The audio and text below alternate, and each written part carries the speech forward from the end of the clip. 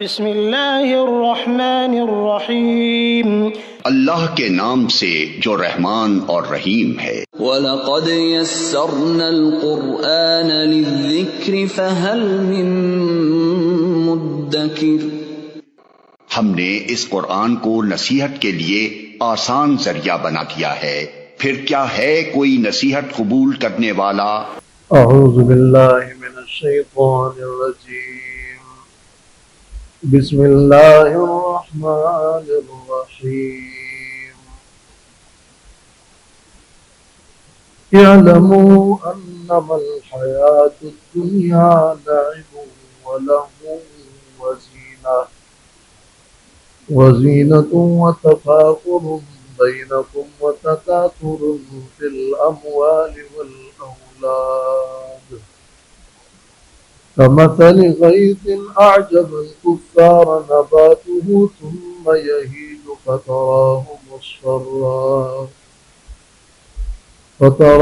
مصفرا ثم يكون حطاما وفي الآخرة عذاب شديد ومغفرة من الله ورضوان وما الحياة الدنيا إلا متاع الغرور۔ یہ سورۃ الحدید کی آیت نمبر 20 ہے، اور اس آیت کا جو مضمون ہے اس کو کہتے ہیں زہد کا مضمون، اور اس کو تزہید فی الدنیا کہا جاتا ہے، دنیا سے بے رغبتی کا مضمون۔ اور اس سے پہلے اور پھر پوری صورت میں جو بنیادی عنوان ہے وہ جہاد ہے، وہ انفاق ہے فی سبیل اللہ، اور اللہ کے راستے میں جہاد اور انفاق فی سبیل اللہ سے گریز کی جو وجہ ہے وہ دنیا داری ہے، وہ مفادات ہے۔ تو اس صورت میں اور پچھلے مضامین کی مناسبت سے یہ زہد کا عنوان بھی نہایت اہم ترین عنوان ہے، اور عمومی طور پر قرآن مجید کے مضامین میں یہ ایک بہت بڑا عنوان ہے، اس لیے کہ ایک بہت بڑی حقیقت ہے۔ اس آیت میں اللہ تعالیٰ نے اس مضمون کو مختلف مراحل کے انداز میں اور مثال کے ذریعے سے بیان فرمایا۔ اعلموا، جان لو، انما الحیات الدنیا، کہ بے شک دنیا کی زندگی، لعب و لہو، کھیل ہے اور تماشا ہے، وزینت، اور زینت ہے، آرائش ہے، وتفاخر بینکم، اور فخر کرنا ہے تمہارے درمیان، وتکاثر فی الاموال والاولاد، اور بڑھنا اور ایک دوسرے سے آگے بڑھنا ہے مالوں میں اور اولاد میں۔ دنیا کی زندگی کی حقیقت بیان کی جا رہی ہے کہ یہ دنیا کا مال و متاع اور دنیا کی چیزیں یہ کیا ہے؟ 5 الفاظ ہے۔ یہ لعب ہے، یہ لہو ہے، یہ زینت ہے، یہ تفاخر ہے، یہ تکاثر ہے۔ لعب کا معنی ہے کہ دنیا کی زندگی کھیل ہے، لعب معنی کھیل۔ کھیل میں کیا ہوتا ہے؟ کھیل یہ کہ عارضی ہوتا ہے۔ کھیل میں کیا ہوتا ہے کہ کچھ وقت کے لیے کھیلا اور اس کا کوئی پائیداری یا کوئی فائدہ نہیں، کوئی بڑا مقصود سامنے نہ ہو، یہ لعب ہے۔ لہو کا معنی ہوتا ہے تماشا۔ تماشا یہ ہے کہ کچھ دیکھا اور اس سے محظوظ ہوا۔ زینتن یہ کیا ہے؟ بناؤ سنگار ہے، زینت ہے، آرائش ہے، حسن ہے۔ تفاخر کیا ہے؟ ایک دوسرے پر فخر کرنا، کہ میں اس پر خود کو جتاؤں، یہ فخر کرنا ہے۔ مال میں، نسب میں، اولاد میں اور چیزوں میں ایک دوسرے پر فخر کر کے غرور کرنا اور خود پسندی اور نام و نمود، تاکہ میری ساکھ بڑھ جائے اور اپنی سٹیٹس کو بڑھانا۔ وَتَكَاثُرٌ کثرت سے ہے، باب تفاعل ہے، ایک دوسرے سے بڑھ جانا اور ایک دوسرے سے بڑھ جانے کی حرص کرنا۔ فی الاموال والاولاد، مالوں میں اور اولاد میں۔ اب یہ جو 5 الفاظ بیان کیے گئے ہیں، اس کی وجہ یہ کہ زندگی کے جو مراحل ہے انسانی، وہ بھی یوں ہے کہ پہلے بچہ ہے، پھر بڑا ہوا، اس کے بعد جوان ہوا۔ ایک بچہ ہے، ایک نوجوان ہے، ایک جوان ہے، ایک ادھیڑ عمر کا ہے، اور ایک پھر بڑھاپا ہے۔ یہ 5 مراحل انسانی زندگی کے ہیں، تو 5 الفاظ اس آیت میں ذکر کیے گئے۔ اب بچپنے کا دور کیا ہے کہ کھیل کود میں گزر گیا، لعب، یہ بچے کے مناسب حال یہی ہے۔ وہ کھیلتا ہے، اس کو کسی چیز کی پرواہ نہیں، بعض اوقات اپنے زیب و زینت اور آرائش کی بھی پرواہ نہیں ہوتی۔ چھوٹا بچہ ہے تو بس اس کو تو آپ نے کوئی جھنجھنا بھی ہاتھ میں دے دیا اور وہ ہلاتا ہے تو خوش ہو جاتا ہے اور خود کو تکھاتا ہے، کوئی مقصد سامنے نہیں۔ اس کا باپ امیر ہے، اس کا باپ غریب ہے، اس کو اس کی کوئی پرواہ نہیں۔ لیکن جب وہ کچھ بڑا بچہ بن جاتا ہے، بالکل چھوٹا بچہ نہیں، اب بڑا ہو گیا کچھ اور تھوڑا بہت سمجھدار ہوتا ہے، اگر آپ جھنجھنا لا کے اس کو دے دیں تو وہ پھینک دے گا کہ میں کوئی بچہ تو ہوں۔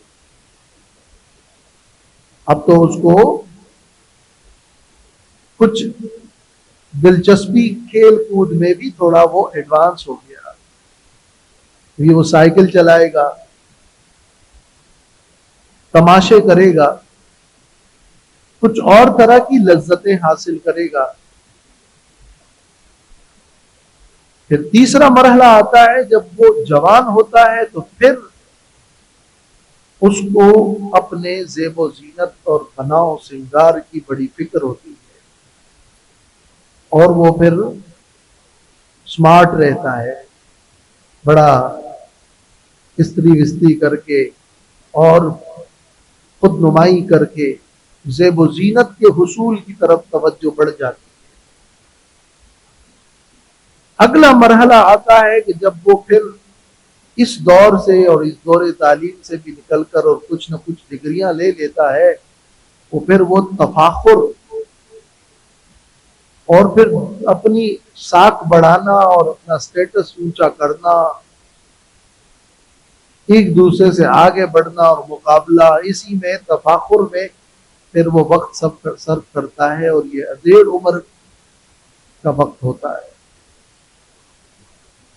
پھر یہ 40 45 50 سال تک یہ سلسلہ چلتا ہے، حتیٰ کہ جب بڑھاپے کا وقت آتا ہے تو پھر اب میری ساکھ بڑھے نہ بڑھے، لیکن اب مال اور دولت کی کثرت ہو، اولاد ہو، ان کے لیے فکر مت ہو.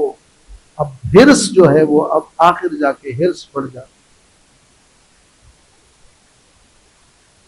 یعنی یہ زندگی گزر رہی ہے، وہ بچہ ہے یا بوڑھا ہے، ہر مرحلے میں اس کی ترجیحات بدل رہی ہیں. کبھی کسی مرحلے میں اس کو کوئی پرواہ نہیں اور لعب و لہو میں لگا ہے، اور کبھی اس کو کچھ ایک دوسرے سے آگے بڑھنے کی خواہش اور کوشش ہے، اور کبھی اس کو صرف مال و دولت کی بہتات کی ہرس ہے. اسی میں وہ زندگی گزرتی ہے. یہ مراحل دنیا کی زندگی کے. تو جان لو، اعلمو، یہ علم حاصل کر لو کہ دنیا کی اس زندگی کی حقیقت کیا ہے. تو مسلسل دیکھ رہے ہیں، اسی کا مشاہدہ ہے. حاصل کیا ہے؟ حاصل یہی ہے کہ پھر فنا ہے. اب اسی بات کو اور اسی مضمون کو واضح کرنے کے لیے ایک مشاہدہ کرایا جا رہا ہے اور ایک مثال سے اس کو واضح کیا جا رہا ہے، تاکہ یہ جو بچپن سے بڑھاپے تک کا سین ہے یہ پورا آپ کو چند مہینوں میں، سال میں پورا منظر سامنے ہو اور آپ دیکھ لیں. اس کے لیے تمہارے پاس مثال موجود ہے. اور وہ مثال کیا ہے؟ کمثل غیث اعجب الکفار نباتہ. دنیا کی زندگی کی مثال اس بارش کی طرح ہے. اعجب الکفار، جو کہ کاشتکار کو، کسان کو خوش کر دیتا ہے. نباتہ، اس کے پودے اور نباتات کاشتکار کو خوش کرتے ہیں، خوش ہو جاتا ہے وہ کہ میں نے ایک فصل اگائی تھی اور وہ سرسبز و شاداب ہو گئی. ثم یہی جو، پھر وہ فصل خشک ہو جاتی ہے اس کے سامنے ہی. فتراہ مصفرا، تو تم دیکھتے ہو اس کو کہ وہ بالکل زرد ہو جاتا ہے. اور ثم یکون حطاما، پھر وہ ہو جاتا ہے ریزہ ریزہ. اب یہ مرحلہ نباتات کا، پودوں کا تم دیکھتے ہو. ابتدا میں وہ چھوٹا پودا بڑا ہوا، سرسبز و شاداب ہوا، کھیتی لہلہا اٹھی. اس کے بعد کیا ہوا؟ خشک ہو گیا، زرد ہو گیا، ریزہ ریزہ ہو گیا، کٹ گیا، اب کچھ نہیں رہا. تو اسی طرح بچہ ابتدا میں چھوٹا، کچھ بڑا ہوا، جوان ہوا، زیب و زینت ہوئی، سرسبز و شاداب ہوا. اس کے بعد بیمار پڑ گیا، کمزور ہو گیا، بڑھاپا آ گیا، اور حتیٰ کہ دنیا سے رخصت ہو گیا. تو یہ حیوانی زندگی کو نباتاتی زندگی کے اوپر قیاس کریں تو وہ پورا یہ منظر اور یہ سین تمہارے سامنے ہوگا. کوئی اب زندگی کی ابتدائی دور میں چل رہا ہوگا، کوئی وہ ہوگا جو کہ بہت سرسبز و شاداب ہوگا، لیکن وہ یہ نہ خیال کرے کہ یہ اسی طرح کے سرسبز و شاداب رہیں گے. آگے اور بھی مراحل آنے والے ہیں. پھر وہ سارا مٹی ہو جاتا ہے. تو مٹی سے بات شروع ہوئی اور مٹی پر ہی ختم ہو گیا. اس میں یہ 60 70 سال 80 سال بس یہ ایک عمر اس میں گزر جاتی ہے۔ اللہ تعالیٰ نے وہ مراحل انسانی زندگی کے وہ بھی بیان کر دیے، اور پھر ایک مثال سے اس کا مشاہدہ بھی کر دیا۔ اب جب یہ عارضی دنیا ہے، فنا والی دنیا ہے، تو حاصل کیا؟ دنیا کی اس زندگی کا حاصل کیا ہے؟ پیدا ہوئے تب سبز و شاداب ہو گئے، پھر آپ کو مٹی میں جانا ہے، حاصل کیا ہے؟ اب تمہیں آگے کیا فائدہ ملنے والا؟ یہ تو پودوں کی بات کی، جو پودے تو ختم ہو گئے، لیکن اب 2 جملوں میں بتایا جا رہا ہے کہ اب اس موت کے بعد 2 چیزیں ہوگی۔ وَفِي الْآخِرَةِ عَذَابٌ شَدِيدٌ وَمَغْفِرَةٌ مِّنَ اللَّهِ وَرِضْوَانٌ، اور آخرت میں شدید عذاب ہے اور مغفرت اللہ کی طرف سے، برضوان، اور اللہ کی رضامندی ہے۔ یا تو آخرت میں اب عذاب شدید ہے، یا پھر وہاں پر بخشش ہے اور اللہ کی رضامندی ہے۔ گویا کہ اس کے بعد اب یہ 2 مراحل۔ تو یہاں جو کچھ کیا، اب اگر وہ اس فی الآخرت عذاب شدید، اللہ بچائے کہ وہ آپ نے اس میں کچھ نہیں حاصل کیا، تو آگے پھر عذاب شدید ہے، اور یہاں اس زندگی کو کارآمد بنایا تو وہاں مغفرت اور رضوان ہے۔ اب یہ دنیا اور دنیا کی ظاہری ٹیپ ٹاپ انسان کو دھوکے میں ڈالتی ہے، اور وہ جو اصل ہے موت کے بعد جو اس کے لیے مغفرت اور رضوان ہے، اس سے یہ دنیا غافل کرتی ہے۔ تو انسان اسی دنیا کے حسن میں کھو کر اس پر فریفتہ ہو جاتا ہے، اور اسی دنیا کو اصل اور سب کچھ سمجھ لیتا ہے، اور کرتے کرتے مر جاتا ہے۔ اب اس کا وہ جو سرمایہ تھا، جو اس کو زندگی ملی ہوئی تھی اور ایک انعام تھا اللہ کا، اس سے وہ بہت کچھ کما سکتا تھا، اس نے وہ نہیں کیا۔ وَمَا الْحَيَاةُ الدُّنْيَا إِلَّا مَتَاعُ الْغُرُورِ، بس اس جملے میں اب اس پورے مضمون کا خلاصہ، اور نہیں ہے دنیا کی زندگی مگر یہ تو دھوکے کا سامان ہے۔ یہ دھوکے کا سامان ہے۔ دھوکا کیا ہوتا ہے؟ دھوکا یہ کہ شو کچھ اور ہو رہا ہو اور اندر کچھ اور۔ سامنے سامنے تو زیب و زینت ہے، لذات ہے، خواہشات ہے، مزے ہیں، یہ ملے گا وہ ملے گا، اور انسان خوش ہے، خیال کرتا ہے کہ یہ ہمیشہ ہے، غلط فہمی میں ہو انسان، لیکن وہ ساری چیزیں پھر بدل جاتی ہیں یکدم سے۔ وہ شادابی زرد رنگ میں بدل گئی، اور وہ قوت جو حاصل ہوئی تھی وہ پھر ضعف میں بدل گئی، اور اس کو غلط فہمی تھی کہ وہ ہمیشہ رہے گا، وہ دوام، وہ فنا میں بدل گیا۔ تو یہ کیا تھا؟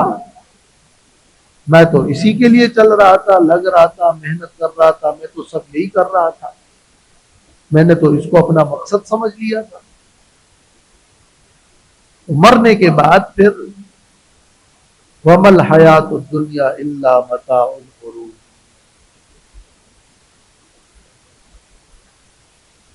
امام راضی نے تفسیر کبیر میں فرمایا ہے کہ دنیا کی زندگی میں اور اس کی پیدائش میں اور اس دنیا میں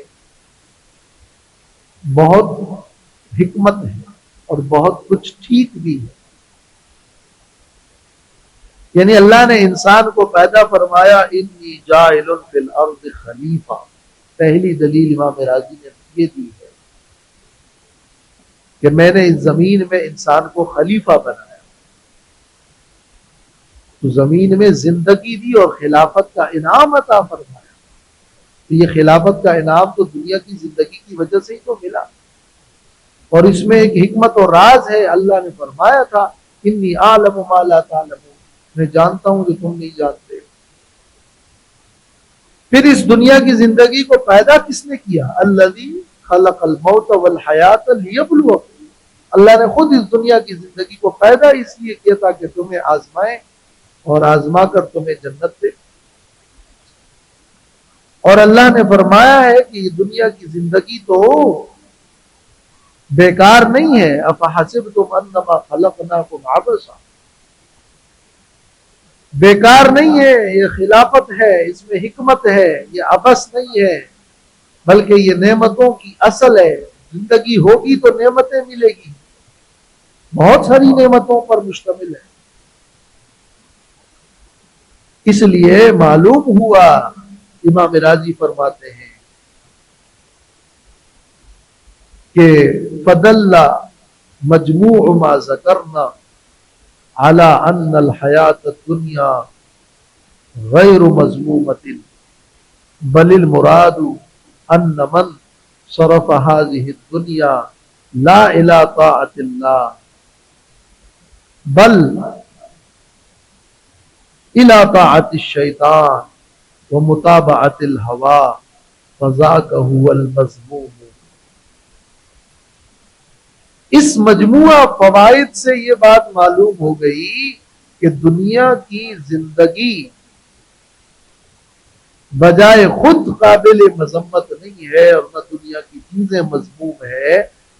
اس دنیا کی زندگی تو ایک نعمت ہے، بلکہ نعمتوں کی اصل ہے، اور ہر طرح کی چیزیں اللہ نے عطا کی ہے اور وہ قابل استعمال ہے.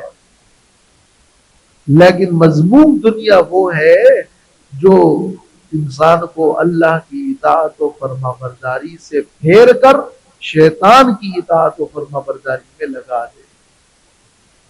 لہذا اگر ہدایت ساتھ میں ہے اور یہ دنیا ہاتھ میں ہے اور اس دنیا کو استعمال کر کے اس کا استعمال اللہ کی اطاعت میں ہو تو یہ وہ مذموم دنیا نہیں ہے.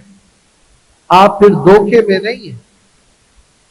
یہ دنیا کی زندگی دھوکہ ہے جب وہ تجھے آخرت سے غافل کر دے.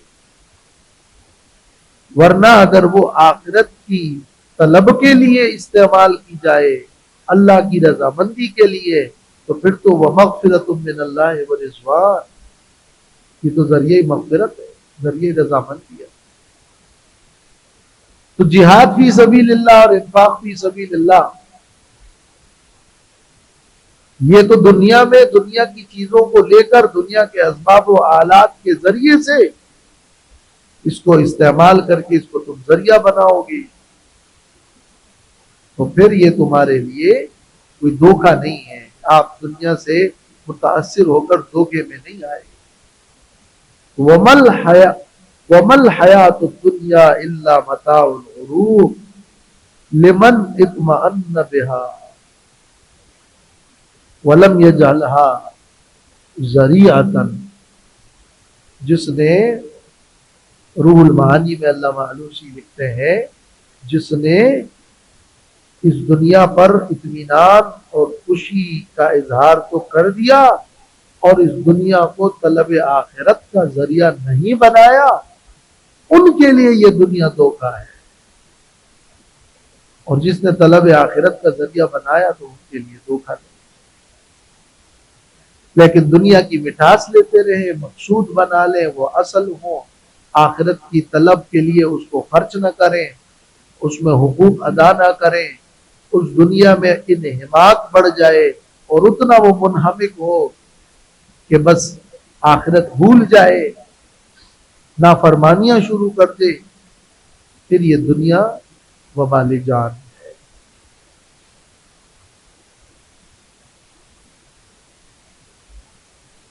سابقوا الى مغفرۃ من ربکم وجنۃ عرضها كعرض السماء والارض. سارعوا، سابقوا، سبقت کرو، ایک دوسرے سے آگے بڑھو. ایک دوسرے سے آگے بڑھنا مسابقہ ہے، باب مفاعلہ ہے. الی مغفرۃ من ربکم، اپنے رب کی مغفرت کی طرف اور جنت کی طرف. وہ جنت عرضها کہ جس کی وسعت کا عرض السماء والارض، زمین و آسمان کی وسعت کی طرح ہے. دوڑ لگاؤ، ایک دوسرے سے آگے بڑھو، جہاد میں، انفاق میں، نیکی میں ایک دوسرے کے ساتھ ریس لگاؤ. دنیا داری میں ریس مت لگاؤ. دنیا میں ایک دوسرے سے آگے بڑھنا تفاخر و تکاثر، اس کی بجائے نیکی میں کہ میں وہ کام کروں جو میری مغفرت کا ذریعہ بنے، میں وہ کام کروں جس سے مجھے جنت ملے. اس میں ایک دوسرے سے آگے بڑھے، ریس لگاؤ. دنیا میں اپنے سے آگے والوں کو مت دیکھو، اپنے سے پیچھے والوں کو دیکھو. اور دین میں اپنے سے آگے والوں کو دیکھو. وہ مجھ سے دین میں آگے ہیں تاکہ میں وہ اس سے بڑھ جاؤں. دین میں آگے والوں کو دیکھو، دنیا میں آگے والوں کو نہیں، پیچھے والوں کو دیکھو کہ ان سے اللہ نے تمہیں زیادہ عطا کیا.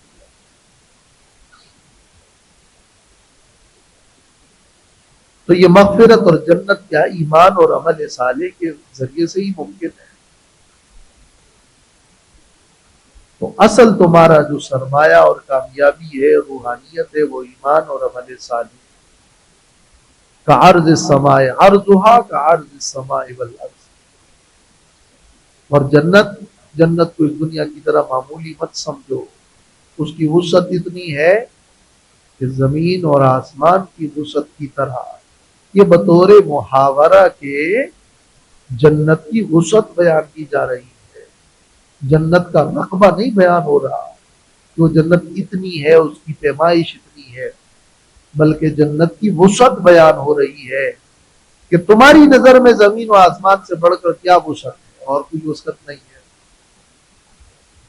تو جنت وسیع ہے. عرض بمانا وسعت کے. ویسے عرض چوڑائی کو کہتے ہیں، طول لمبائی کو کہتے ہیں، طول و عرض. اور چوڑائی لمبائی سے عام طور پر کم ہوتی ہے. تو جب چوڑائی زمین و آسمان کی طرح ہے تو لمبائی کا کیا اندازہ. مگر مراد تو فقط چوڑائی نہیں ہے، بلکہ مراد وسعت ہے بے اعتبار محاورے کی بھی، اور عرض بمانا وسعت کے آتا بھی ہے عربی میں. مقصد یہ کہ وہ جنت بڑی وسیع و عریض جنت ہے، بہت ہی وسیع و عریض جنت ہے. اور کائنات کی موجودہ وسعت جدید تحقیق کے مطابق بھی اتنی ہے کہ اگر کوئی اربوں سال چلتا رہے تو آخری انتہا تک نہیں پہنچ سکتا. یہ وسعت زمین و آسمان کی بھی کیا کوئی معمولی تو نہیں ہے. کعرض السماء والارض. یہاں جنت کی ترغیب کس طرح دی گئی کہ اس کو تم یہ مت سمجھو کہ وہ کوئی ایک محدود جگہ اور محدود علاقہ ہوگا اور اس میں تمہیں وہاں اتنی وسیع و عریض جنت ملے گی.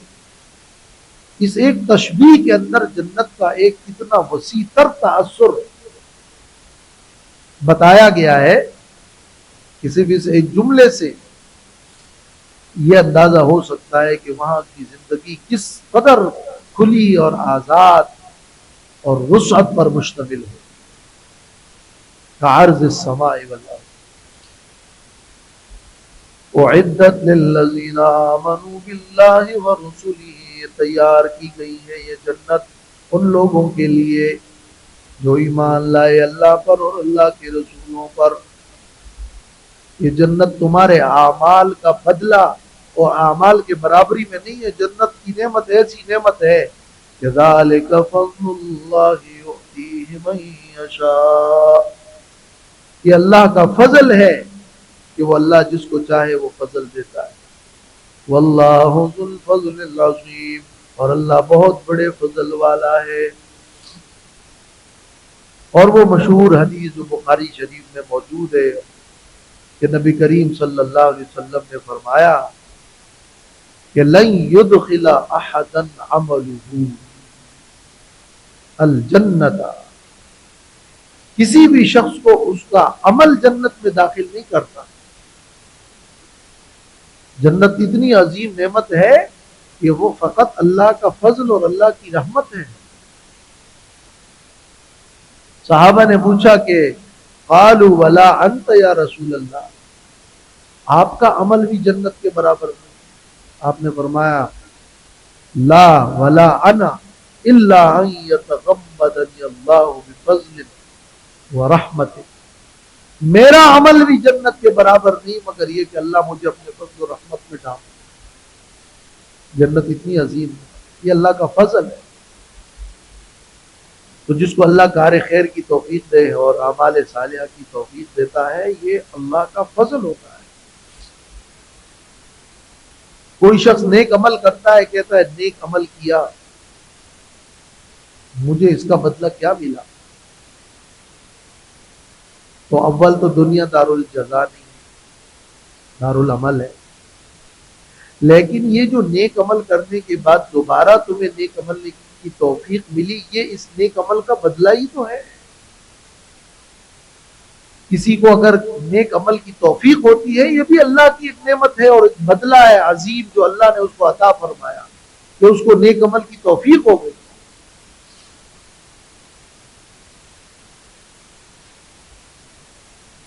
مہاجرین صحابہ کرام میں جو فقراء اور غریب تھے، وہ ایک بار آئے نبی کریم صلی اللہ علیہ وسلم سے کہا، اے اللہ کے رسول،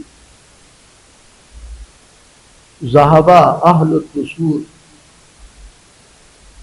منا، مالدار لوگ ہم سے آگے نکل گئے۔ آپ نے فرمایا کیوں، کیا ہوا؟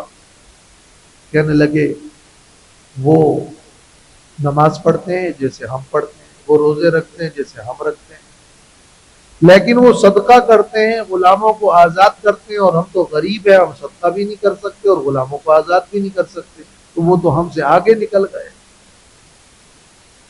آپ نے فرمایا اچھا، تو تمہیں ایک ایسا عمل بتاؤں، جب وہ عمل تم کرو گے تو تم سے کوئی بھی آگے نہیں جا سکے گا، عمل کے میدان میں تمہارا عمل آگے ہوگا، الا یہ کہ وہ بھی وہی عمل کرے۔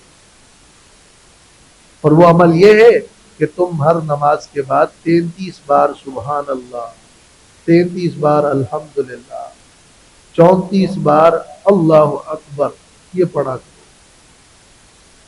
تو ان مالداروں سے بھی بڑھ کر تمہیں اجر ملے گا، تو تم آگے بڑھ جاؤ، تم پر کوئی شفقت نہیں لے کے جا سکتے۔ خوش ہو گئے۔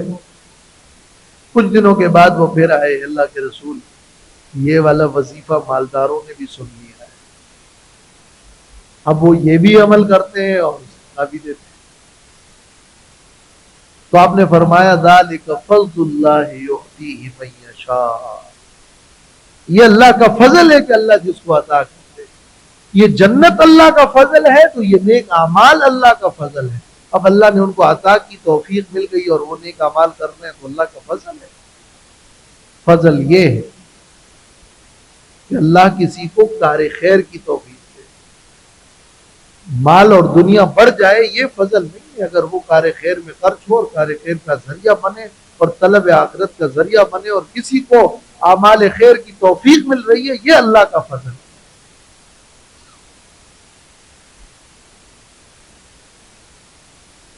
ما اصاب من مصیبت فی الارض ولا فی انفسکم الا فی کتاب